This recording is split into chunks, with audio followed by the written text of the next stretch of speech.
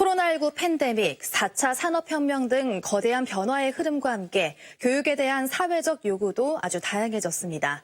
2022년 새 학년을 앞두고 제주 교육이 나아갈 방향을 바르게 제시하고 또 다양한 현안에 효과적으로 대응해야 하는 교육감의 역할이 그 어느 때보다 중요한 시점인데요. 오늘 이성문 교육감 모시고 신년 인터뷰 나눠보겠습니다. 안녕하십니까? 네, 안녕하십니까. 새해 복 많이 받으십시오. 네, 새해 복 많이 받으십시오. 최근에 초등학생, 중학생 코로나19 확진자가 또 잇따라서 발생하고 있습니다. 청소년 백신 접종이 필요하다는 의견과 또 좀 불안하다는 의견이 엇갈리고 있거든요. 어떤 조치가 필요하다고 보시나요?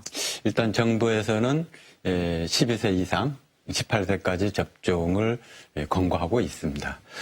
학교 현장에서 보면 수능을 앞두고 고3 학생들이 98% 이상을 백신을 맞았는데 네. 별 이상이 없다라는 것을 1, 2학년 재학생들이 알고 있기 때문에 고등학교 접종률은 대단히 높고요. 네. 중학교도 상대적으로 높은데 초등학교 6학년들은 부모님들이 조금은 걱정스러운 게 많은 모양입니다.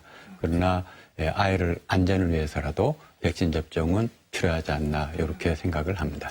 또 백신 접종하고 이어지는 게 정상적인 개학을 위한 준비라고 할 수 있잖아요. 이제 학교들이 겨울방학에 들어갔고요. 3월 정상 개학을 위해서는 또 어떤 대책들을 마련하고 계신지 여쭙고 싶습니다. 우선 개학을 앞두고 12세 이상 백신 접종을 가능하면 많이 접종할 수 있도록 네. 홍보를 할 거고요.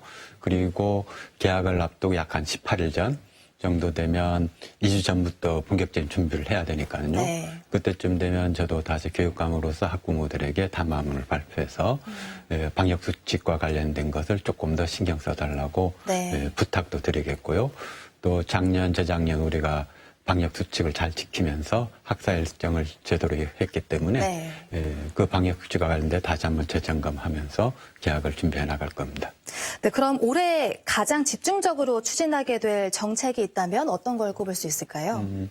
일단 정상적으로 등교 수업을 해야죠. 그렇죠. 최대 목표죠. 네, 우리 네. 학부모님들도 정상 등교를 위한 많은 협조도 필요하고요. 네. 그리고 기초학력이라든지 그리고 아이의 수준에 맞게 기본학력, 재학년의 재학력을 갖출 수 있는 지원들을 개별적으로 지원할 수 있는 다양한 네. 프로그램과 그거에 대한 관심을 학교 쪽에서 갖도록 하면서 또한 환경위기 그리고 4차 산업에 대한 인공지능과 관련된 이런 교육들도 보완되면서 집중될 겁니다.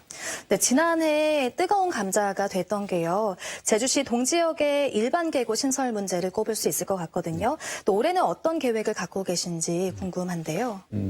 현재 제주시 동지역 평균나 학교의 학급당 학생 수가 과도하게 높습니다. 네. 그래서 다른 지역에 전혀 영향을 주지 않고요. 이 과밀 학급을 해소하기 위해서 고등학교 신설이 필요합니다.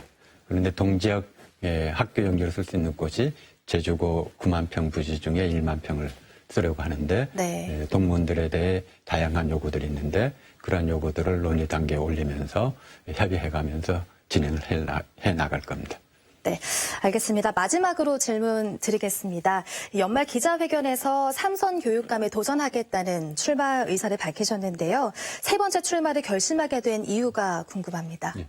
어쩌면은 지난 근대교육 100년 도입 이래 앞으로 5년 동안이 가장 큰 변화가 있을 것 같습니다. 네. 4차 산업혁명에 대비한 2022 교육과정 그리고 학생이 선택하는 고교 학점제 이거를 결정짓는 게 대입입니다. 이 네. 대입이 24년도에 결정될 텐데 이러한 미래의 모형으로 아이비 학교를 도입하고 이거에 대해서 능동적으로 대응하면서 문제를 해결하는 데 있어서는 그동안 정책의 지속성이 필요하다고 보았습니다. 네, 그럼 오늘 말씀 여기까지 나눠보도록 하겠습니다. 이성문 교육감과 이야기 나눠봤습니다. 고맙습니다. 예, 고맙습니다.